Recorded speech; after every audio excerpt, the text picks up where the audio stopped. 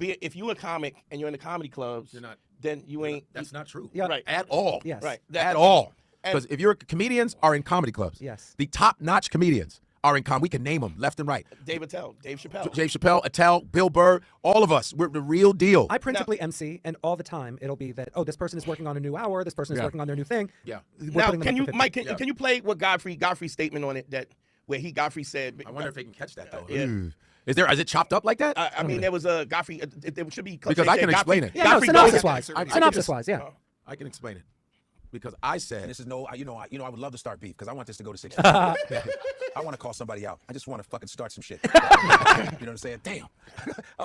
But when Kountry Wayne was on here, first of all, I don't know Kountry Wayne at all. Right. But I watched his video. I give him his credit for him making all that money. I was listening to him like, how did you do this? Right. You know, I love his hustle. Smart dude. I mean, he's making millions off of this shit. Yeah. I wish I could. But he said one statement that I disagreed with, Country. I disagreed with you. What was the statement? I think he said, and if I'm wrong, you correct me. Okay. Said something about, if anybody's in a comedy club still, that means you're not doing anything. Something like that. To that, I don't know if he was answering Faison. Right. I think it was him and Faison going at it. Because Faison's my dude. Right. Faison, everybody be going to Faison. I love Faison goes to everybody else. Faison's a funny son of a bitch. He's funny. But he's saying if you're still in the comedy clubs, you're not a real comedian. Well, he's saying you're not. Am I wrong? Comedy don't like you.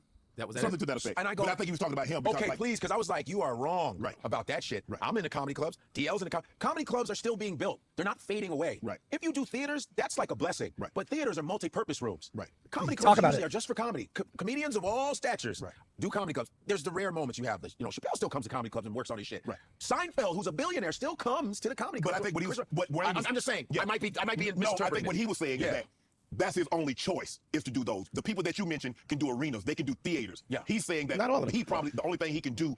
Is I'm like shit. So what does that make me? Because it's not easy. No. First of all, it's not easy to fill a comedy club. Even if it's a 300-seater, 400-seater, it's not easy. Right. Like there's people who have been fortunate, especially with the algorithm. You get the algorithm, you got 8 million followers. Yeah, just numerically, you're going to fill the shit up. Right. But are you going to put the work in? Are you going to have the performance that keeps up with to match it? Which comedy? I'm going to tell you this, and even Kat said it. You can't cheat comedy, man. I'm telling you. When I first got to New York, you know how many shows I was doing per week? That's pretty much it. Yeah. But you see, I didn't put him down. There was no put down or anything. So he heard that and he responded and showed the response. This is what he got from this shit. This is what he got from this. Watch. Jesus shit. I don't even want to hear this shit. Did you hear it? Have you listened to it? Because I don't. Someone Godfrey tried to come and say whatever. Godfrey and all the other people who been hating on me a long time. Let me tell y'all something. Every comedian to me funny. Now, if you want some advice on probably why you never gained that audience, because bro, the audience you speaking to just ain't the pop audience. I don't know what you talking to. I might not be funny to you because I was speaking to the streets where I come from, all the hustlers, not the jack boys, but the hustlers, and the bad into the bad ones. I always kept the bad women and the people who get that money, people who work hard. You know what I'm saying? Hustle agents selling drugs and all that. I'm talking about people who work hard, take care of their family. Black people play spades. The white people who understand the culture, who been around the culture. What you talking about just ain't what people own. People still need $20, my boy. So you out there, I'm gonna give you some advice. You out there talking about them jokes about whatever you talking about, bro. If you been in this game that long and that audience ain't came to you yet, switch it up. Switch it up, my boy. It's subject matter, and your subject just don't matter. So all these comedians out here got Kountry Wayne name in their mouth, bro. Don't be mad because your girl mad. What you mad about? Because all the aunties and all the black women, we love Kountry Wayne and all the real ones, all the real dudes out there who really about their family. Hey, Kountry Wayne, my boy, you would never get them. Real Your American. haircut on that interview, if you seen it. That's why they don't rock with you. That's why I'm riding through Chicago right now. Cause I got a show at a theater.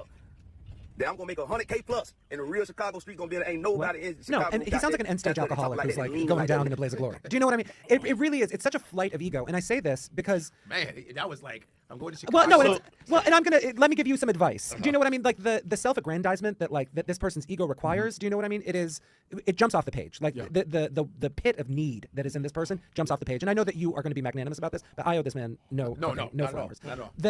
There is. When you see someone coming in that hot and that egomaniacal, what you know is that life ebbs and flows, that life has ups and downs. Yes. That he is teeing himself up for embarrassment. Yeah. By coming in that hot. Because what he's doing, it's not some high art that stands the test of time. Right. He has lucked into a particular thing that is cooking right now. And God bless him. Get your money. Get money, honey. Right. Absolutely. But you didn't hear the part where he goes, "Keep my name out your mouth." Oh, he did. Did he Will Smith it? He Will Smith it? And the thing for me is, first of all, Godfrey didn't disrespect him. And no. Not only did he not disrespect him, but he was very careful about not disrespecting him. Yes. And the thing is that he was like the Jack Boys in the street. First of all, the Jack Boys? He's talking about like the squares. The squares. I talk to the hustlers, and maybe you talk to the squares. But the point, the point of this is, if you speak to the streets, there's plenty of dudes that speak to. First of all, everybody in comedy knows everybody who's in comedy. Everybody knows that Faison don't take no shit from nobody. Nope. Everybody knows that Tony Rock has knocked dudes out. Everybody, I don't know Scruncho, but everybody knows Scruncho ain't a dude to be fucked with. Scruncho's the real deal. Everybody knows Jimmy Marr. Everybody knows there's motherfuckers in this game that's real motherfuckers. Ali Sadiq, motherfuckers don't fuck with Ali Sadiq. The real deal. And his specials are fantastic. Street dudes. And I'm not one of them street dudes, but dog, I was never. So the thing is, people get famous and they get goons around them who want to earn their keep, and so now they feel like, oh, I could just I'm gonna keep my name out your mouth. No, I was the goons that people call. Right. Like I didn't call that. I was the one that got the call. So it's like we know the street dudes, and those dudes play comedy clubs. Yeah. And they're real funny dudes. And if you talk about who's talking to the streets, when we were talking to Corey Holcomb's another dude, the streets love. Yeah. Carlos Miller, Chico Bean, and hold on, shout out to the 85 South crew. I love those dudes. All them dudes is funny dudes, and the street fuck with them. Yeah. And some of them do theaters, some of them don't do theaters. It's all relevant to how that. It's all like you said, it's ebbs and flows. The other thing is the thug motherfuckers, who everybody knows is the thug motherfuckers, even if you don't know. Like I know, like Ali, like Scruncho, like Tony Rock, like Jimmy Marr, real deal dudes who you don't fuck with. My boy Evan Lionel. So what I'm saying is all of this shit about keep my name, and what gets me is this thug shit, this comedy thug shit. First of all, if you're threatening somebody, you're creating a digital record of you threatening somebody. Real gangsters move in silence, like G's in lasagna. You know what I'm saying? Like the G in lasagna. If you really want to pull up and you talking to you yapping all that shit, just pull the fuck up. Why would you give a digital record for the police? And why do you think there's no mafia now? Because there's a digital world, and because you can't communicate amongst thugs without getting caught. Why do you think Sammy the Bull Gravano got a podcast? Right. Everybody's a thug. 6ix9ine is running around with a trunk full of money and rainbow teeth. Like, stop acting like this. It's 35, 40-year-old, 50-year-old dudes who are gangsters. You got an HMO. You got health care. How the fuck you got health care? You got health care. Let him have health care.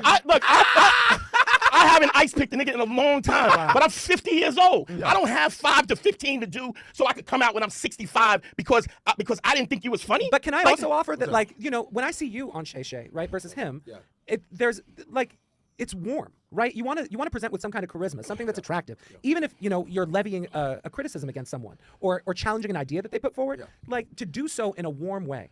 Right, to do so in a way that's magnanimous, that invites people in. That's a vibe. What I'm saying is, there's this street. First of all, anybody that know the streets, it's only 2%, 1% of motherfuckers that's really about that life. Right. Everybody else is fronting, and it's not working. Or they know a guy who is at 2. Everybody else they got a 9 to 5. They not carrying ratchets and smoking motherfuckers. All that shit is bullshit. All this digital tough guy shit is crazy. Did I miss something? I didn't feel what's like funny? Here's the threat. Here's the thing. Because you didn't hear to keep my name out your mouth. But he didn't show it. Mike, because there's a visual. All you do is YouTube Kountry Wayne comes I found the video, just it's someone's reaction video, so I don't want to like show someone staring watching it. Oh, that's right. And here's the thing too. It's all like Instagram lives and stuff. But he does the talking. I think. But here's the thing. It's so funny because as much as I have been a headliner, which is longer than him, you go to these cities, and I've been to these cities over and over. I don't give a fuck whether it's you're doing comedy in a treehouse. I've collected people that fuck with me for years. I was a special guest invited to the Nation of Islam. They come to my shows at different cities, the Nation of Islam. Do you know what those Nation of Islam guys used to be? Street dudes. Real street dudes. Jail street dudes. And they're organized. Yeah. So they fuck with me because of how I carry myself. Yes. So when he says the streets love you, Atlanta is not bigger than Chicago. My father taught street dudes. My father taught kids that were gangbangers, and Chicago was a big gangster city. What are you talking about? And even when we was in Baltimore, what was that fucking audience? All black, all street, all dudes. We killed them, and they respect me. So and this is not me going, I'm not a tough guy. I like my life. I like it. I'm mortal. I know punk, but that whole talking of you act like we don't know. And wait, just because I sound like this, you don't think I know people? Here's the thing. Godfrey, it's just like what, and I never met Faison, never met Scruncho, but how do I know that these are the real motherfuckers? I've never met them. And those are my dudes. Ali Sadiq is my man. All these, you know. Yeah. Who got the streets more than fucking Corey Holcomb? So what I'm saying is this rah-rah shit, these digital gangsters and broadband bullies, it's like, stop, dog. You literally 6ix9ine, who turned in Bloods and Crips, is walking around with a bag of money because he's so visual. Charleston White told everybody suck his dick in every city and don't have a scratch on his face. And I'm not disrespecting. I'm just saying all of that rah-rah shit and nobody has stepped to him and they won't do it. you like we're at a place where we're grown ass people. We're doing comedy and we're working and we want to make this money. You watch thug dudes cradling their baby. I'm 50 years old, but dog, like you're digitally threatening somebody as if you're gonna do something and you ain't gonna do shit. And I'm not no punk. I'm not no thug. But yo, don't tell me you gonna come see me. Just pull the fuck up. I have to because say, I keeps a ratchet on me. I keeps a fucking ice pick on me. This rah-rah shit about everybody because this is so ridiculous because everybody's that real dude who don't know Jimmy Martinez and don't go, yeah, you might not want to fuck with that. You know what I mean? Yeah. Who don't say that about Ali Sadiq and all these? So all this, what we're trying to do is we're trying to rise above that. Above it. But as a comedian, don't you want your reaction to be like you not losing your cool? When a comic is on stage and there's a heckler and it throws them off their game, it's a terrible fucking thing to watch. Right, Do you know what I mean? Yeah. You have to show up with charisma. You have to show up and like receive. Even if you're going to clap back at somebody, it can't look like you're bothered. And keep your name out my mouth. Just because you're doing theaters don't mean you're good at what you do. People made $4 million, estimated $29 million on the Pet Rock. Yeah. In 75. Honey, there are people who work there. Can I tell you? I have to say this. So I have a friend, Ken Reed, back in Boston, who has a show called TV Guidance Counselor. And for a while, Ken would get these interviews with people who were on sitcoms back in the 80s and 90s, and he'd be like, "You won't believe who I landed. You won't believe." I had this actress who was like on like 2 seasons of Saved by the Bell, whatever. Yeah. And when you look these people up, there are pictures of them on red carpets in like mylar dresses, being like, "I'm at a premiere. This is never going to end for me." Right. Do you know what I mean? Yeah. It's like you're hot until you're not. You're selling a theater until you're not selling a theater. Dane Cook sold out Madison Square Garden. How about this though? People who I know, who I've worked with. How about Gabriel Iglesias sold out Dodger Stadium twice in one day? My God. What are you talking about, bro? Like, I'm around Burr and all these guys. First of all, it's like comedians don't even talk like you. No. Real? I'm not saying you're not, but comedians. Comedians talk like that when you got 5 years in. It takes you 10 years to know how much you suck. Right. To know to be proficient but enough my thing is, to know how. But when someone says you've been in it this long, yeah, that's how long you have to be in it. When someone says, "What? I'm not quitting." Yeah, I've been doing comedy before you, so yeah, I'm still in it. That means you're doing good. I don't have a job. I didn't have a side job either. This is what I do. You're still in it. Yeah. What are you going to go to George Wallace and say? George Wallace doesn't do arenas, but George will blow your ass off George the stage. Wallace is Black Jesus of comedy. He will wipe the fucking slate of you on stage. This is what happens when the pandemic hits. You get this entertainment capital because you're doing sketches, which is dope. I wish I had done it. I watched Kountry Wayne doing his he's putting up a lot of stuff. I didn't really know him. I said, that's what I need to do. This guy puts up shit over and I said, I'm learning. King Batch, shout out to my man King Batch, to Rennie, D-Storm, his whole crew. I got wind when I watched them putting up content. I started getting influenced by them. They inspired me to get off my ass and fucking go and do shit. And I complimented. I was very, very strategic. Very complimentary. And I even said, correct me if I'm wrong. I said that. What the fuck were you looking at? You were trying to make up a beef, but here's what's bothering me. To Kountry Wayne, I have no beef with you. It's none but love. I don't care. But why did you make that same thing for Faison? Because everybody knows Faison don't take no shit. That's why. Hey, show Faison's reaction to my Why didn't you make that video for Faison? That same one for Faison. I'm not threatening you. A disagreement, and you found a put down. Something and Faison, it has to be on it. Faison was I'm snatching niggas off the stage from now this summer. And here's the thing. He said. Okay, watch this. Here's Faison. Faison Love goes off on Kountry Wayne for telling Godfrey to keep his name out of his mouth, and says he's snatching Kountry Wayne off the stage next time he sees him. Let's check everything out. I saw your interview. It was great. I love your energy. You've always been a good nigga, funny nigga, smart nigga, true to yourself. This Kountry Wayne motherfucker. This fucking hillbilly ain't never been outside his territory, wherever the fuck he from. The Appalachians, or wherever the fuck, some hills where they fuck their own families and shit. I don't know where the fuck he from. But if I see the nigga on stage, I'm snatching this nigga off. That's on Emerald. I'm snatching this. I'm sick of the bullshit. All these goofy ass motherfuckers want to talk shit from a safe place, from Club Shake Shake, Dick Sucking Corporation. See, that's, can I just say that's what I mean? Hold on. Too much. This summer, I'm snatching niggas off stage. Godfrey, this nigga, like, he don't know that you'll fold this nigga up like a napkin and throw him in the goddamn Hudson River. He don't know that. He think because you smiling and you got, he don't know, Godfrey. He's goofy. He's a fucking hillbilly. He just got electricity. But do you see? This is what I mean. Charisma. But this, right? Here's the other thing about that. Faison's it's like guy, I've never met Faison, but this dudes that you know, and if you don't know, somebody will call you up and say, "Yo, you might not want to fuck with that dude." You might not. And let me tell you something. And this is Godfrey's my brother. Yes, sir. So it's why I'm a little amped about it. But that's why I knew he was gonna be amped. But here's the thing. Godfrey is the dude. Let me tell you something. When the rings and the ratchets come out, right. Godfrey's the dude like, yo, go home, man. 100%. Right. Yo, you go home. You got a future. 100%. Right? Yeah. Godfrey's the dude, and like he's cornbread. Cornbread earlier. He's the dude that got a future. That thug niggas go. That's why fucking when Faison goes, you a smart nigga. You true. Yo, you. But here, not to cut you off, but growing up in Chicago, you know, my father's an educator for 45 years in Chicago. My mother's a nurse, so a normal life. Not rich, not poor, in the middle.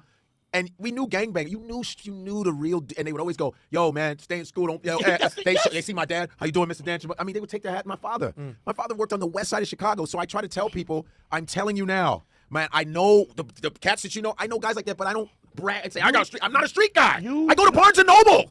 I go to Barnes and Noble. I don't know if you met me. I don't know. I don't know if you met me. But he went to college and is a frat guy. But there's another side to him. Like it's whatever. Again, the benevolence has to jump off the page. I'm sorry, but you have to be likable, and that is a key element of being a comedian. But this is like. Well, I talk to the real people, the people who play spades. Who don't talk to the? We played spades in college. What about fucking spades? Girl, you can play spades on your phone.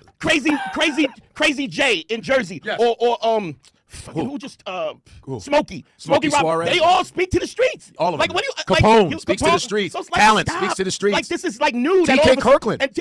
So you brought me to New York. And because we got caught up in this COVID shit, and people was home, and your social media blew you up. It's dope that you did that. But like, as if you're under this impression because you got the numbers, that makes you the dopest nigga. That don't make you the dopest nigga. Today you have. Do you know what I mean? This is shout out to HaHa Davis. Who's blew fantastic. Up doing Detroit represent HaHa Davis. Blew up doing social media and then did an interview on Breakfast Club and said, yo, I thought this comedy shit was easy. until I started eating. I was eating my balls, and then it was like I had to go back to the lab. And by the way, HaHa Davis, his sketches are fucking hysterical. Like 100% pound for pound. No one's fucking with HaHa Davis on funny sketches. And shout out to King Bash too. But I'm just saying, it's like what gets me mad is that the black community has this kind of this romanticization of everybody's a thug. No, you not. Nope. 98% of you motherfuckers don't want no smoke from nobody. Nope.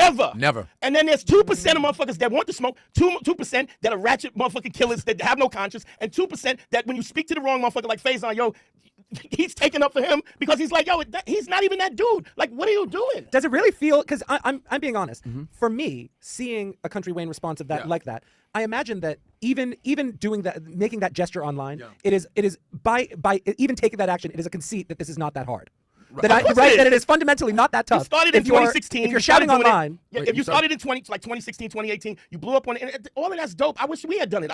He's the early adapters. But don't disrespect this shit. You got to be on that stage 3, 4, 5, 6, 7, 8 times a night, every night, grinding to get this shit right. And I want to say shout out to all the comedians in the world who actually go up on stage during the week, who are in those little cafes or the big clubs or the small clubs or starting their own shows, that go up and really take this shit seriously. And I said it, you cannot skip steps, because I'm telling you, the great Tony Wood says, the joke god is going to choke you out. It's coming. And it's the funniest thing. He goes, watch. And when you get too confident, I'm telling you, comedy will knock you off your ass. That's why when I go on stage, this weekend I did 5 shows one night. I did about 9 or 10 of them. We all do about that much.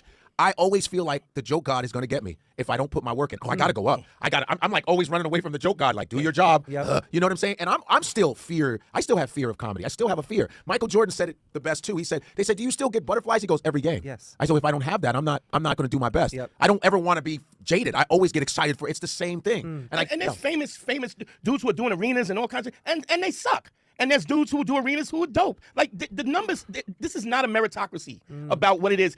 And when it comes down to it, when you get on that stage, right, everybody knows who's dope. I don't care if you got the arena or not. You know how many times I've opened for motherfuckers who was supposed to be that dude, hit them with a hot 25 because I was featuring, and then they couldn't follow the smoke, and it was the last show that I did with them. You hit them with the hot 25. And shout out to Kevin Hart, because Kevin does arenas, but he comes to the comedy clubs and workshop shit. His mother, because he's from the comedy clubs. It's like, look at a Denzel Washington and look at a Samuel Jackson and Larry Fishburne. They go back to theater. Yes, they sure do. They go back, and Fishburne is going back to theater like in the next couple weeks. They go back to theater. Absolutely. See, you don't ever lose your foundation. I don't think, and I don't know, like I said, I don't know Kountry Wayne.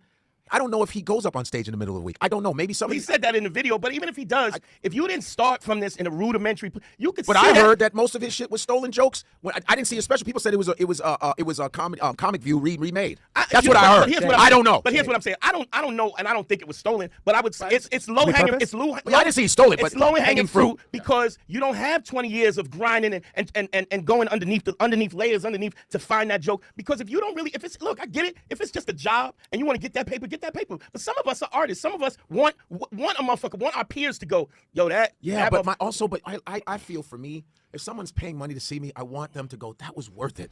That was wild. I'm very afraid of being mediocre. I don't even though this business thumbs their nose up at people who want to be really good, I still don't want to be okay. Fuck that. People pay money. Whenever I see people in the audience, I go, some people babysitters. I've seen people leave the shows because they go, we have kids, we got to get our babysit. They did that for me. Yeah. They did that. Paid their money. I want to make sure these motherfuckers, boom, oh my God. Yeah. You know what I'm saying? I take pride in that. And I have to do this because I said, you know what? They said, you should get his ass. Shantae Wayne said, you know, it'd be funny if you just did a character and roasted him in a character. So I'm like, Kountry Wayne. I just have this is your president. I just want to say this to you. Lil Wayne, you're a very good comedian. I have no beef with you. I have no problem with you. But I just don't like the way you're trying to play tough guy. And I want to tell you, Lil Wayne, Kountry Wayne, John Wayne, whatever Wayne you want to be, I have nothing but love for you, but am really tired. I'm really tired of your accent. Your accent bothers me. I didn't understand anything you said. But it's all love. Everybody wants to make money. And I have billions and billions of years over you. Millions of years over you. I don't care if you're at your theaters or whatever, but I don't believe you could follow me at any time. Woo! And this is not me, dog. It's just, I want, and listen, he actually talked about my haircut, which I laughed. Yeah. He went there and talked about my haircut. And I said, hey, look at what Faison put up. Well, Kountry Wayne talked about my haircut, which I love my haircut, and but I thought it was funny because that's like high school. Yo, that motherfucker's haircut. They don't wear haircuts like this in Chicago. You don't even know Chicago like that. But I say he looks like, a missing OJ. He looks like a 70s R&B singer. Ain't no woman but the one I got. No one can love you. Yo, hey, Mike, go on. He looks like an old R&B singer. And this is me throwing out a joke to him in a friendly way. But he talked about my hair. I said, you have an old man's face with a 5-year-old body. My God. It's like, come on, dog. It's like, it's so crazy because here's a funny thing. One time I get a call from Hannibal Buress. Hannibal Buress. Right?